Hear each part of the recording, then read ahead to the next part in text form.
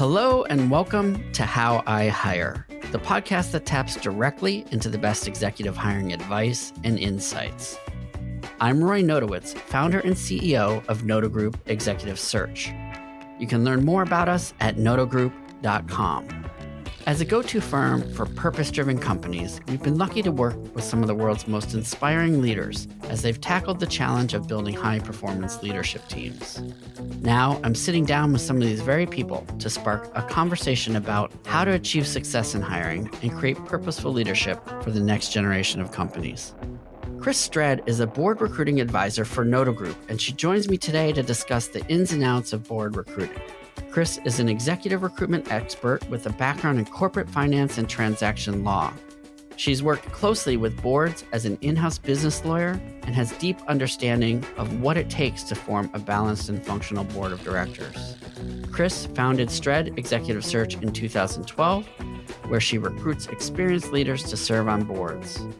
Before starting her own firm, Chris was a board and legal advisor at Hauser Martin Morris. Together, we talk about the role and impact of an effective board, how she hones in on the profile of a prospective board member, and how mission, culture, and values factor into board recruitment. Chris, thanks for joining the podcast. I've been looking forward to having this conversation with you for quite some time. Appreciate you being here. Nice to be here. Thanks, Roy. Excellent.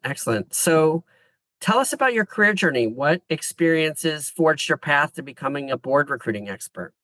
It certainly was a twisting path that I never anticipated. I was a general counsel, meaning the in-house top lawyer for companies, both private and public. And in that role, I came to love business. I was always in the boardroom for everything that's important to a company. Discussions about mergers and acquisitions, financings, strategy, and how the business is doing quarter after quarter. It was part of my job to make sure the board members got the information that they needed to make those decisions. And I worked closely with boards for a long time. Then comes a health scare, and I needed to change careers and not do something that took me 60 and 80 hours a week. And I ended up in legal recruiting first because that made sense, given that I was a lawyer. But then actually a partner of mine said, "Hey, I've always wanted our firm to have board recruiting capability, and I don't have anybody else with credibility. Would you be willing to take it on?" And not knowing, I said, sure. And it has turned out to be a great fit. I saw board members function for a good 15 years first. I knew what they needed to do. And it's been fun looking for great people to fill that role. That's awesome. That's a great story. Never looked back, I assume, because you've been doing it for quite some time. It's interesting. I learn new companies. I learn new industries. I get to talk to smart people. It's been great. It's so fun. So, what can you tell us about the impact that a well-balanced and well-functioning board can have? I've worked with a lot of different kinds of companies, and what they really value their board for and are looking for new board members with is they want somebody who has been down the road they're going down before, knows that it's not easy, knows that there's not a perfect solution, has to make those tough decisions where there's a risk on every side and bad things can happen. And they function as a brain trust. There's somebody, a CEO, can call and say, "Here's the decision I have to make. What have you seen before? What am I missing? What should I be thinking about?" So it's somebody you can bounce ideas off of, and it won't go public in the newspaper. And hopefully they've got a different perspective on it, and their experience is of use to you. Yeah. It can help the company avoid the groupthink that sometimes managements can get into of, well, we've always done it this way, so we're always going to do it this way. And an outsider who has done it a different way successfully can be a great advisor. That makes a lot of sense. And what's the role of a board and how are they usually structured? Board roles can be really different in different companies, both by ownership structure, but also stage of life. So in the large company, be it privately owned or publicly owned, one of the roles you hear a lot about is the audit committee. The audit committee has a very big role to play these days, and it's make sure the financials are created in a way that will report to the investors what they need to know. It definitely thinks about risks, big systemic risks, climate risks, or political risks. So the audit committee is the most same in different companies. Beyond that, next is usually a governance and nominations committee. Then there's often a third committee, and in different industries, it's different. In some industries that are inherently dangerous, if you're running a hospital or flying an airplane, there's often a safety committee. If you're running a community bank where what you want to be doing is serving the community really well, unfortunately, you also have a very heavy regulatory oversight. And so there may be a committee that deals with compliance. Then there are ad hoc committees, things around mergers, things around initiatives. But those three are pretty common, let's say 80% of the time. How are boards evolving? How does a board have the most impact in the current business environment? And how is that different than maybe 5 or 10 years ago? Yeah, when I started in this business, we were just beginning, I think, to professionalize boards. Prior to, let's say, 15, 20 years ago, boards were the circle of the CEO's buddies, and they largely deferred to the CEO. As the last 10 to 15 years have gone on, there's much more professionalism around, hey, part of our job is hiring, firing, and evaluating the CEO, and we need to have some intellectual distance from the CEO in order to be able to do that. And so you definitely see things like executive committee meetings, meaning the board has their first meeting with the CEO present and often much of management. Then they do ask them to leave the room. And even if there's nothing that time, that discipline of having a conversation without management present has been very good for companies.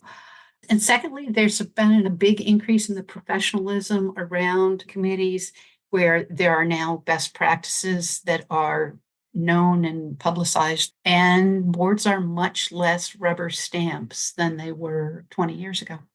At what stage or size do most companies typically start developing a board? There's a transition point where either a founder or a group of people who have been together for a long time look at the challenges they're facing and go, hey, wait a minute.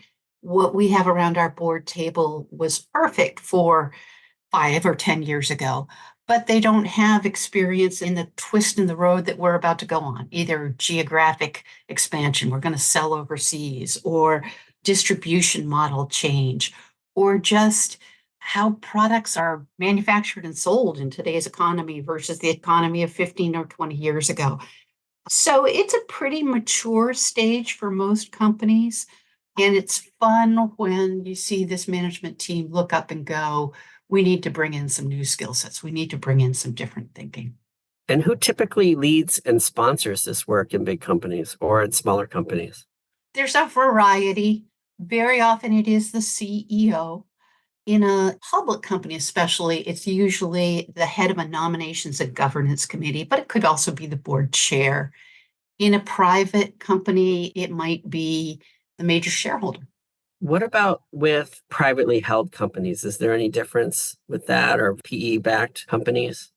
I've done a lot of work for privately held companies, and they come in different flavors too. The PE-backed companies I've worked with had a prior history as public companies, so they tended to work more like public companies. But the PE directors themselves are always deep financial experts. And the good ones know then that the CEO and the senior management team might benefit by having some more operational experience on the board and available to them in the brain trust. So I've not seen the PEs act differently. That's sort of the same question then. How can we bring to this board somebody who can help the management team anticipate the future and not make obvious mistakes and do something successfully? That's great. A lot of companies do their own board recruiting or often find board members through their existing relationships via the founders or the CEOs or investors. At what point do they come to you versus trying to do it themselves? And what are the pros and cons of each approach? It's when a company recognizes that they've outgrown their circle of acquaintances that they come to me. And many times I've had CEOs say, I didn't know there were people who did what you do. The lore is you put your friends from some walk of life on the board. as CEOs come to understand that that may not help them get to where they want to go for the next 10 years because their friends don't have that expertise in digital marketing or that expertise in going international or that supply chain expertise they're looking for. As they start talking to people, my name or your name will come up as a recruiter who is good at this. And we will talk for a long time about what that company particularly needs and whether that's something I can help them find. And usually it is. So how do you work with them to help home in on that profile, the spec? I spend time with each member of the senior team up front, always asking questions like, what are the big challenges you see for the next 10 years? What's going on in your industry now that wasn't 5 years ago? So I meet personally and face to face, one on one with every member of the board, with the CEO, and as many members of senior management as they will give me access to. And if it's a family owned company or a private equity owned company, with as many representatives of ownership as I can. And then I feed back to them what I heard as a consensus and say, is this the direction you want to go? Is this what you want me to find? And every now and then there are other opinions that I do reflect that I heard, but that don't rise to the consensus level. And that's been helpful too, to build a consensus around one outline of the types of personalities, diplomacy, experience, as well as professional skills that a company's looking for. And then after I feed it back to them and say, this is what I heard, I give them a chance to say, yeah, you heard us right, or no, we want to redirect you in some way. And then we go out to market and I try to find them what I heard. And from your perspective, what flaws exist within the traditional board recruiting process? And what do you do to mitigate the risks or the pitfalls to make sure that the outcome is as good as it can be with each recruit? I've often said to board members who say, well, we know who all the smart people are in our industry. They have no visibility to people in different geographies, people in different industries. So the first thing I can do is broaden where I'm looking for the talent they want. And that is huge. I broaden it geographically, I broaden it by industry, I broaden it by all of the other diversity criteria you can think of. The second is just the amount of time I spend full time, 30 to 40 hours a week up front on the first 6-ish weeks of a search. And no CEO I know has 30 to 40 hours a week for 6 weeks to spend on this. So that's why they default to who do I know? All the people one person can know is a smaller circle. What stakeholders and decision makers are typically involved in the process after you have those initial requirements and calibration conversations? Most often a nominating committee, but usually it's a committee of, let's say, 3 to 5 directors. It includes the CEO, and they are the people who I come back to and say, here are the 3 best people I found who fit the criteria you asked me to find, and let them make the final decision of who to interview. And who's involved in the interviewing usually? I try to get my clients to decide that up front because there is no ironclad answer to that.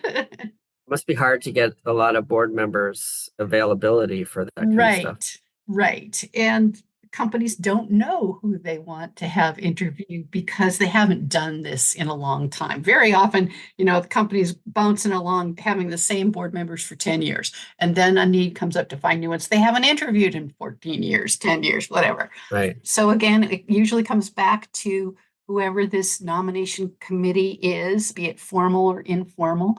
So 3 to 5 people first. And then there is often a kind of a social meet and greet after that with all the other board members and senior execs. Is there a standard board recruiting process, or do you customize it for each project based on size and scope and who's involved? Well, every board search is definitely a custom project, but the process turns out to be pretty similar. And I put together a schedule with the client of when I think I'm going to need their availability and try to help them line up their people for that availability. I come back to them with the profiles of the candidates I think are good. I want them to read them on paper. I want them to talk to me about them and think about whether they want to interview them. Then we do the in-person interview. I give them the background on those people, and then they try to come to a consensus afterwards, and we go forward to a vote. It's a shareholder vote to elect a new director. What's your approach to incorporating the different perspectives or motivations or expectations with the number of people who are involved in that committee to hire another board member? How do you get alignment and trust and support for the process?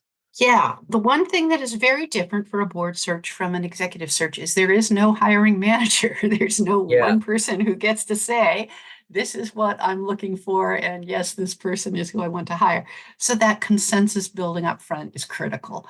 And I've had a number of clients come back to me and say, oh, I get it now. I know why you wanted to talk to us up front. Just doing the process allowed everybody to feel heard. And then if they were not in the consensus, they have seen the feedback that says, wait a minute, 6 of my fellow directors wanted that, and I was the only one who wanted this. I've got to roll with that. And frankly, that's part of being a board member. It's a team sport, and you don't always get your way. So that upfront consensus building process is important. And I've learned over the years not to gloss over if there are important differences up front. If there are important differences up front, I come back to the committee and say, hey, I'm hearing 2 different things. Do you want me to bring you 2 directors, or do you want to decide now which one's more important? I discourage them from that because it just kicks the can down the road. And they have come to understand that. And we just sit around as governance committees do until they come to a consensus on what they're looking for. So, how does having investors involved inform or alter the process or dynamics of a search in comparison to one where investors aren't involved? And maybe there's different scenarios, like maybe the company's doing really well and the investors are happy, or maybe there's a fatigue around the investment and less than optimal results, and maybe the board is feeling less excited about what's happening there. So, have you noticed any of those dynamics, and how does that play into all this? I honestly haven't seen the investors add dysfunction. The clients I've worked with, the investors are very aligned with management's long-term goal. They've hashed that out. They're driving toward a result that is good for the investors, the community, and the company. We're just trying to find talent to get them there. So, what do you look for when you're evaluating or considering a candidate for different board opportunities? Yeah, I'm looking for wisdom and diplomacy above all else. And it's experience driven wisdom and diplomacy. Somebody who, when I ask them about their career, talks about the team they worked with, the challenges they faced because of the outside market, how they brought a group of people together. And yes, it was hard, but they fashioned a strategy that helped them succeed in the market.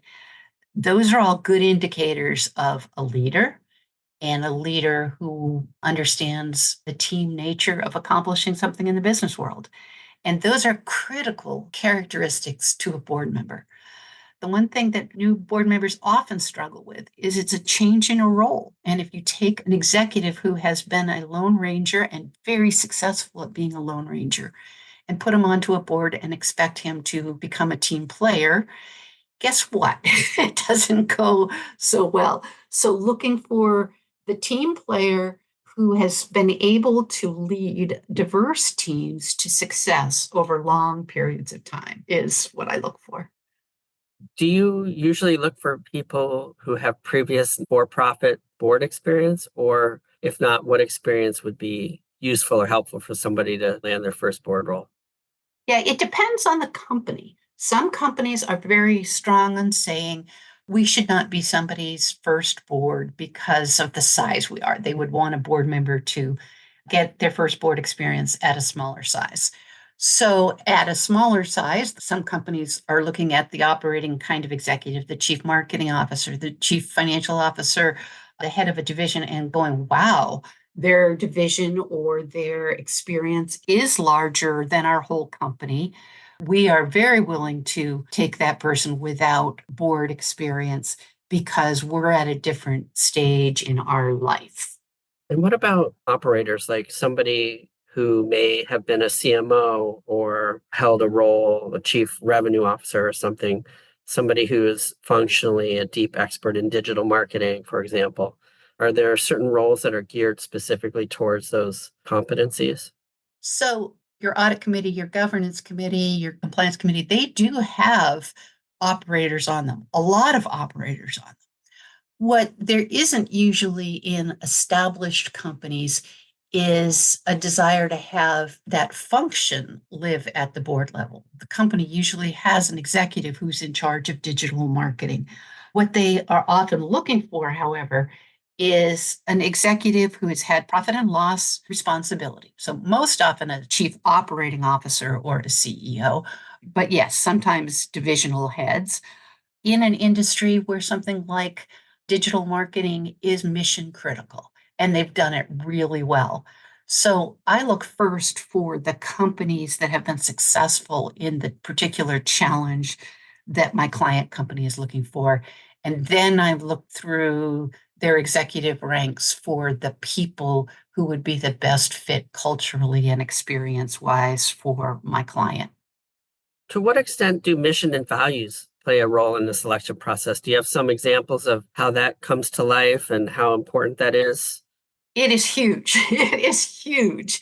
Every company believes it's different and its culture is important to it. And boy, in co op owned and mutual owned companies, that ownership structure is mission and values.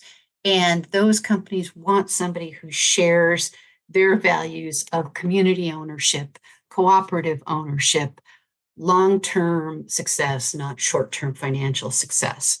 I did a lot of work over the years for REI, and REI obviously is very committed to the environment and to the outdoor world. And so getting somebody who was committed to the outdoor world and the environment was hugely important to them. Sometimes family owned companies say, we are willing to accept less return in exchange for keeping this small town employed. And that's their mission and values. And a director coming in has to be aligned with those mission and values. So that's part of what I'm listening for in those upfront meetings. It's part of what I'm screening when I'm talking to other candidates. And I'm not going to bring somebody to my client who isn't aligned with their mission and values, because that's just a prescription for disaster. I'm interested in all this experience that you've had and what learnings or insights you've gained from board hiring successes or failures, whether they were your hires or you hear stories of that coming in. What are a few things that you can share that you wish you knew early on that you incorporate now into your process to take into consideration those successes and failures or what you know about them? Well, I think I have learned to become a better listener over my 15 years of doing this. There is no substitute for it. I'm always learning a new industry, a new company, a new group of board members, and I have learned to listen deeply for both what they're saying and what they're not saying, probing on what they're not saying, listening to their first reaction, but then asking them to think, okay, but what's different about the future? Or what do you want to see? And then listening to the candidates too. There are people who get referred to me or who I meet who on paper look wonderful. And then when sitting and talking to them, all you hear is, I'm proud of I. And there's no team in what they talk about. And when there's no team in what they talk about, they probably are not going to be a good board member. So, are there any risk factors that founders or investors can mitigate when thinking about this process or board hiring in general? I think doing a disciplined search is the best risk mitigation. The risk otherwise is, oh, well, we know so and so, and he's the best person we know, and he is a he always. And so we put him on the board. And then it turns out that he does not have a team orientation, or he has a scandal in his background and an SEC consent decree that they didn't know about, or something like that. The discipline of making sure that everybody has thought about what talents and experiences would bring the most value to this company for its future and its board is important. The discipline of looking outside of the herd of horses that they already know is important. The discipline then of having a yardstick to evaluate different people against instead of just, oh, Joe's a good guy, Sally's a good person, we like them. Well, right, but do they also bring the talents that will make this company successful for the next 10 or 100 years? Those are all disciplines that avoid making a quick and easy decision that in the long run wasn't the right decision. What advice do you have for incoming board directors for how they can accelerate their time to impact or have the ability to ramp up quickly and add value? How does an effective board member operate? There's a challenge there, right? Where boards tend to meet 4 to 5 times a year. What you can learn in 4 to 5 day-and-a-half meetings makes for a much slower learning curve than many good executives are used to. But front loading that learning is very important. So taking advantage of every onboarding opportunity the management team offers you. If they offer to let you come in and sit through meetings they're having, meeting with the executives one-on-one, walking a factory floor, all of those things are really important to bringing the new board member up to speed on what the company is doing and what everybody else around the board table already thinks is table stakes knowledge. However, I would say that accelerating your impact is maybe not the right thing to aim for because there's a very important onboarding that goes on the other way, which is the board members and the management team want to be heard by you, the new board member, and know that you're not just bringing in a playbook from somewhere else and applying it without knowing their situation.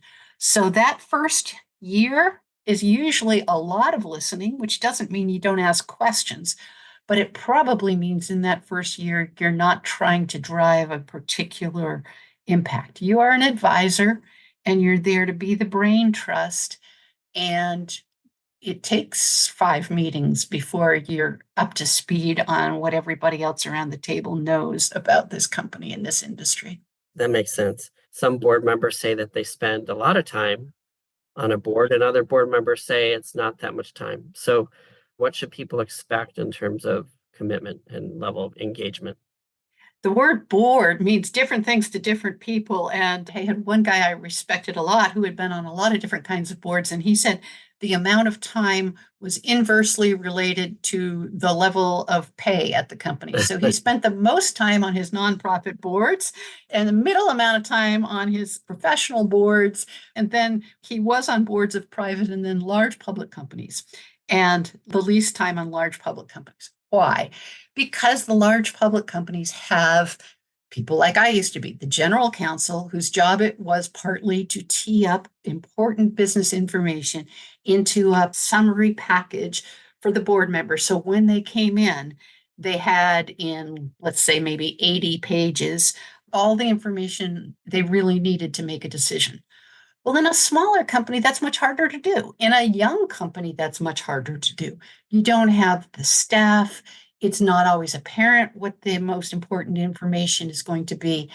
And so it can vary widely. So, one of the things back to those upfront interviews I do is I'm asking the sitting board members how much time they're spending preparing for the board meetings and whether the management team is giving them the information they need to make decisions. I try to find out what each board is going to require. I try to be very careful in talking with the candidates to make sure they understand that time commitment and that that time commitment can work with their day job if they're still working and not retired.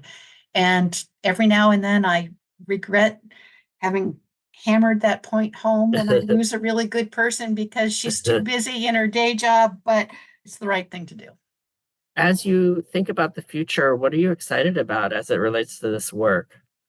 Well, the cool thing about doing this for the past 15 years, and that we haven't talked about directly yet, is the demand for looking outside the known herd of horses to bring on the best talent who will help this company be successful for the next 10 years or 20 years or 100 years has been really fun. That's cool. I so appreciate all the years where we've gotten together and shared ideas and candidates, and just the fact that we have the opportunity now, after all these years, to bring in your expertise as an advisor to our clients is just, unbelievable. I feel very fortunate, very grateful, and very humbled to have your level of skill and expertise advising us as we get more and more of this experience, which I'm excited to do. I'm excited to be working with you guys. I have not met another recruiter who I think works with the same diligence to listen to what the client wants and the same disciplined approach to bring them the best, and who has the same ethics about doing good work for their client and their community as you. And hey, I've been in this business for 15 years. And as I've talked to clients who aren't happy with their recruiters and then talked to your clients, I'm really thrilled that we're getting a chance to work together. You've already done some board search work, and I've done a lot of it. And you're in a great position to stay current with some industries that you and I both care deeply about. So I look forward to it. I think it's going to be great. My team is too, and our clients will certainly appreciate what you bring to the table. So thanks again for being on the podcast, and look forward to talking to you again very soon. And thank you. Thanks for tuning in to How I Hire. Visit howihire.com for details about the show. How I Hire is created by Noto Group Executive Search. To find out more about us, visit notogroup.com. You can also sign up for our monthly job alert newsletter there and find additional job search strategy resources and content on hiring. This podcast is produced by Anna McLean. To learn more about her and her team's work, visit aomclean.com.